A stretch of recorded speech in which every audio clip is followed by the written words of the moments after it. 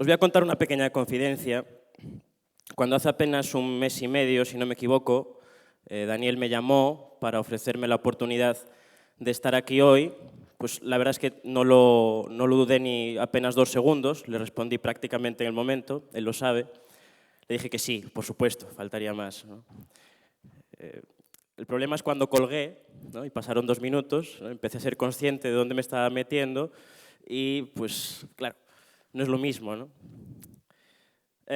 Aquellas personas que me conocen saben que estoy acostumbrado a hablar en público, pero claro, es que esto es diferente, ¿no? ¿Y por qué es diferente? Porque ¿qué os puedo contar yo a vosotros que os pueda interesar, que os pueda influir o que os pueda motivar?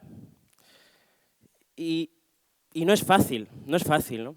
Tengo 23 años y claro, pues tampoco es que haya vivido yo aquí una barbaridad para transmitiros mi experiencia, ¿no? Y al mismo tiempo, pues tampoco considero que haya tenido una vida tan intensa como para poder darle la suficiente importancia. Y aunque lo considerase, pues le estaría como faltando al respeto a miles y miles de personas que sí que tienen problemas reales o vidas verdaderamente intensas, ¿no? Pero claro, en esta circunstancia, pues hablo con un buen amigo, de esos amigos que, pues que siempre o que nunca te van a decir lo que realmente quieres oír. Y llego a la conclusión de que si sobre algo puedo hablar realmente y si sobre algo puedo transmitir ideas que puedan interesar o que puedan influir, es hablando sobre mí, por una cuestión muy simple, porque soy la persona que mejor conozco, de eso podéis estar seguros, y es lo único que realmente puedo transmitiros sin pecar de ignorancia o de falsas pretensiones, ¿no? Pero tranquilos, no os voy a contar mi vida en verso, ¿vale? Ni en prosa, ni la voy a representar. Sería, además de pretencioso y egocéntrico, sería un aburrimiento. Pero sí os voy a contar 3 historias. Os voy a contar 3 pequeñas historias, nada más. Pero 3 pequeñas historias en las que, en este caso, sí yo soy el protagonista. La primera historia trata sobre el amor y sobre la autoconstrucción personal. Vayamos a 1994. Es un año interesante. Es el año en donde, cuando se estrenó Friends, ¿vale? Una serie que no he visto en mi vida, pero cuando busqué en Google qué pasó en 1994 me apareció esto, como supongo que muchos de vosotros sí lo habréis visto. Pero sí que es cierto que como pianista frustrado es un año muy triste para la música. En 1994 nace Justin Bieber y muere Kurt Cobain. Y claro, pues además de eso, pues también nací yo como para compensar un poco, ¿no? Evidentemente es broma.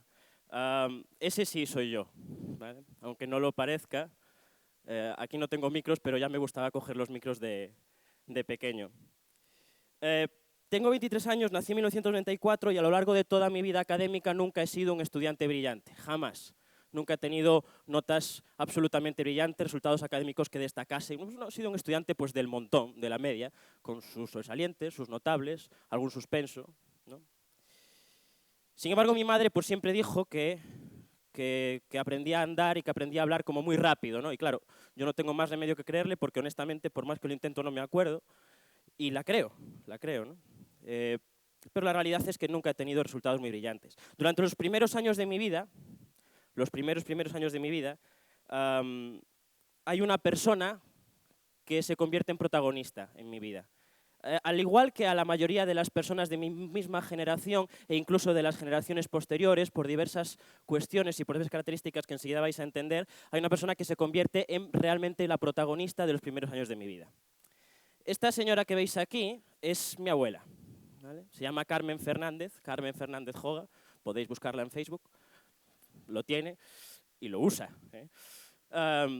¿Y por qué digo que fue la protagonista de mi vida? Porque fue mi primera verdadera maestra, ¿no? Fue la persona que me enseñó con apenas 2 años a escribir, me enseñó a dibujar, me enseñó a leer, me enseñó o incluso me acompañó cuando estaba aprendiendo a hablar y, más importante que todo eso, me comenzó a enseñar a pensar.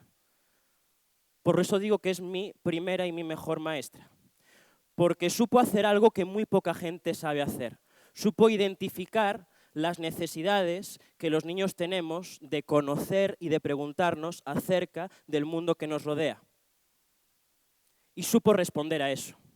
Porque ese momento en el que los niños preguntamos y queremos saber y conocer aquello que nos rodea es como el comienzo o una primera incursión en el mundo de la argumentación y de la lógica aristotélica, ¿no? Aunque no se den cuenta. Porque argumentar es eso, ¿no? Argumentar es responder al porqué de las cosas. El verdadero problema es cuando tras esos porqués las respuestas son los porquesís, o el hartazgo, o incluso la ignorancia, ¿no?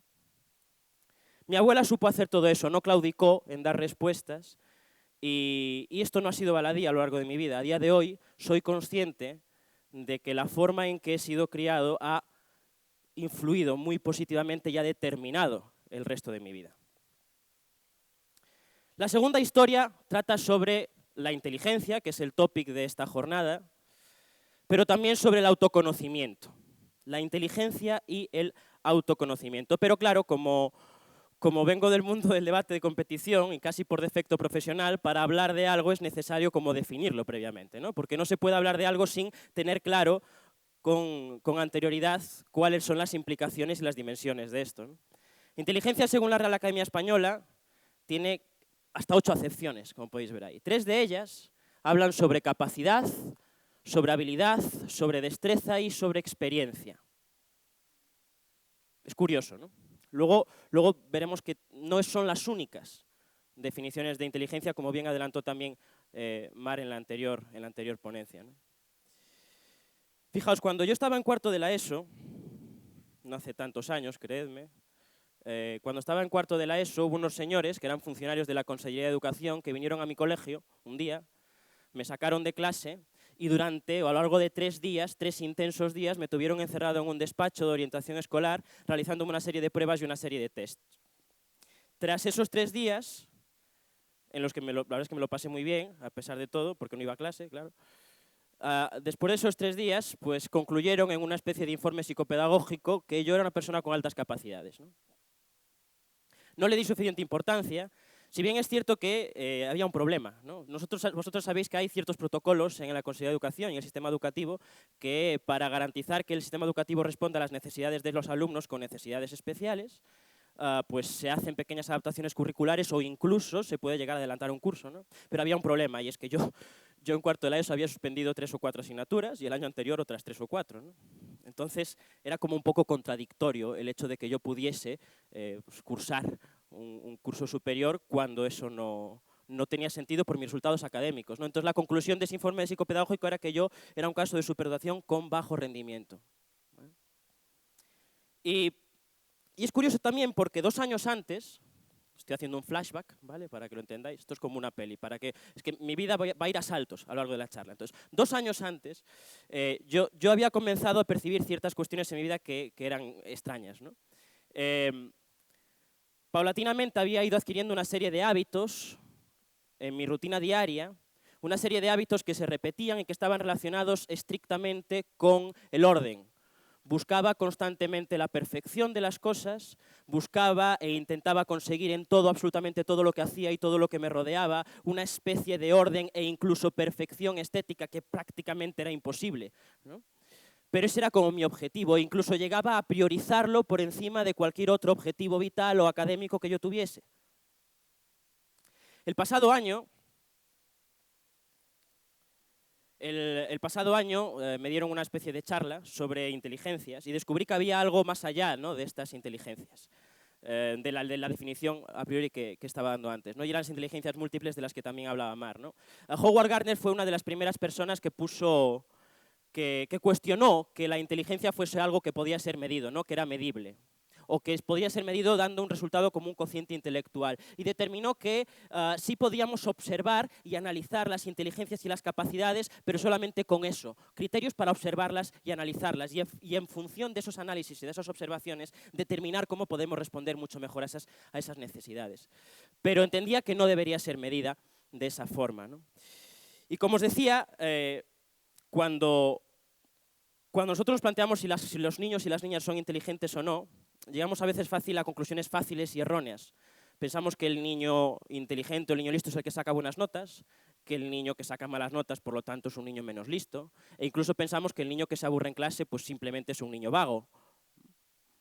En mi caso, no sé cuál es la respuesta a esto, me lo he preguntado muchas veces, pero sí que es cierto que 2 años antes de esos resultados y de ese informe psicopedagógico, había empezado a sentir lo que os comentaba antes. El año pasado, 2017, se estrenó una película en España que era la primera película que hablaba abiertamente del trastorno obsesivo-compulsivo. Es una comedia, ¿no? Y a priori puede parecer que una comedia va a tratar este tipo de cuestiones de manera no muy adecuada, pues para nada, lo trataba de manera realmente pedagógica. Luego, evidentemente, tiene que aparecer el mítico cafre que no solamente evita la visibilización, sino que mete la pata allá por donde se encuentra, ¿no? Pero lo verdaderamente importante es que por fin dábamos visibilidad a algo que yo personalmente pues había mantenido en secreto más allá de mi entorno más íntimo, ¿no? Y que sí ha influido tremendamente en mi vida, o al menos en mi adolescencia, ¿no? Y lo más importante de todo esto es que yo no sé si la inteligencia es medible o no, ni me interesa.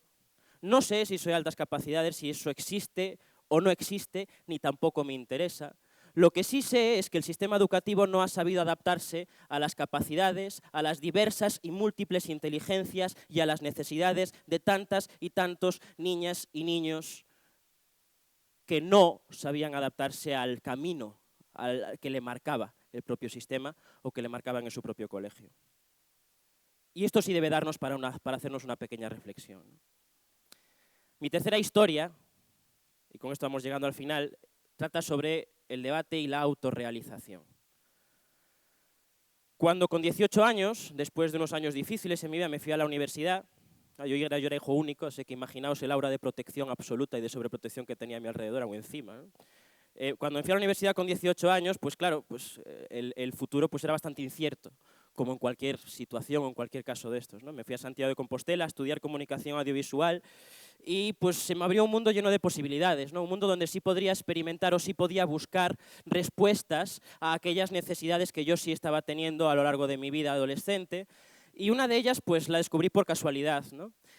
No sé si sabéis esos corchos enormes, absolutamente enormes, que están normalmente en las plantas bajas de las facultades universitarias, que están poblados de papeles inservibles, promociones de fiestas nocturnas, pues pequeños anuncios de alquileres para estudiantes, donde te clavan una pasta, por cierto, y también carteles promocionales, anuncios de la propia universidad. Y entre esa marabunta de carteles descubrí uno que me llamó especialmente la atención, que era algo más o menos similar a esto, ¿no? Era un cartel que me llevaba a una asociación de estudiantes que llevaba años existiendo en la Universidad de Santiago, y ojo con esto, eran estudiantes que se dedicaban exclusivamente a reunirse todas las semanas para debatir. Sí, no es coña, ¿eh? O sea, eran estudiantes universitarios de medicina, de ingeniería, de física, de matemáticas, de derecho, de periodismo, de ciencias de la comunicación, de prácticamente todas las ramas habidas y por haber, que se reunían todos los días para debatir, para intercambiar ideas, para argumentar. Y había por detrás incluso una estructura, ¿no? Había incluso competiciones a nivel nacional e internacional. Y claro, esto para mí fue un absoluto descubrimiento, ¿no? Un descubrimiento que me permitió no solamente explotar aquellas necesidades que sí yo estaba teniendo, sino incluso aunar mis propias reivindicaciones o mis propias necesidades vitales, ¿no? Esa obsesión por el orden, pero al mismo tiempo ese amor por lo estético y, por supuesto, el amor por la palabra y por el pensamiento crítico. Y se convirtió el debate de competición prácticamente en lo más importante y lo más relevante y lo que más impacto tuvo en mi vida de toda mi etapa universitaria. Porque la verdadera universidad se encuentra fuera de la facultad. Fuera de los muros de la facultad. Esta frase no es mía, pero como no he encontrado al autor, me he puesto yo. ¿Vale? Lo he buscado, ¿eh? O sea, que no parezca que... Y esta conclusión no es fácil tampoco, ¿no? A día de hoy yo puedo presumir que me dedico a lo que me gusta, ¿no? Que hago algo que me llena y sin haber tenido excelentes resultados a nivel universitario, a nivel académico, sí he destacado en determinadas cuestiones porque era algo que sí me aportaba, sí respondía a mis necesidades y sí se adaptaba a mi manera de ser y de pensar, donde podía ser libre mentalmente, ¿no?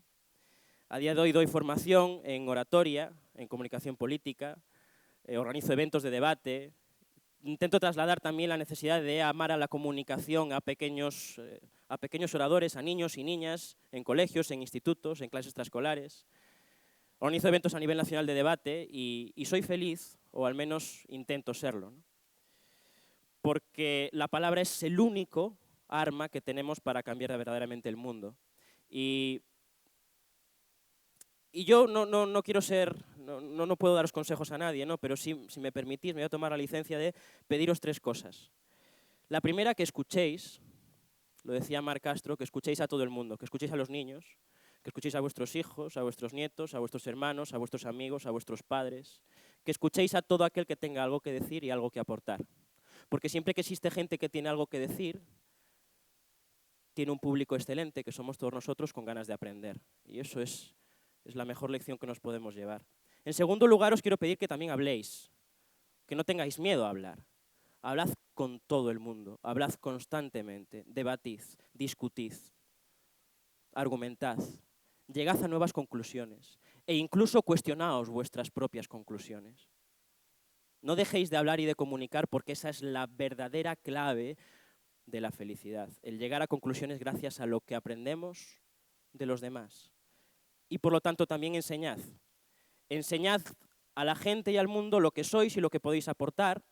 No tengáis miedo de hablar de vosotros. Yo hoy lo he hecho aquí casi por primera vez, es la primera vez que me abro tan personalmente. Y no es fácil, pero os aseguro que la satisfacción que tengo ahora con respecto a los nervios que tenía antes de salir es muy gratificante. Haciendo estas 3 cosas realmente es cuando podemos darnos cuenta de que la verdadera clave de la felicidad es esa autoconstrucción, ese autoconocimiento y esa autorrealización. Y que la verdadera autorrealización se encuentra, o no se encuentra, mejor dicho, por el centro del camino que nos marcan. No, se encuentra a los lados, se encuentra a las cunetas, a veces escondida incluso, y que incluso de determinados o algunos caminos que son así como pedregosos y con muchos baches y que nos pueden desviar, pues no tengamos miedo a desviarnos. Dejémonos desviar, porque si seguimos por el centro del camino, pues seguramente no descubriremos nuevos caminos diferentes, apasionantes y que nos pueden hacer verdaderamente felices. Esas son mis 3 peticiones. Si podéis hacerlas, yo os lo agradecería, además os autorrealizaréis un poquito más, ¿no? Aunque no voy a mentir, la clave de la felicidad es tener una abuela como la mía. Muchas gracias.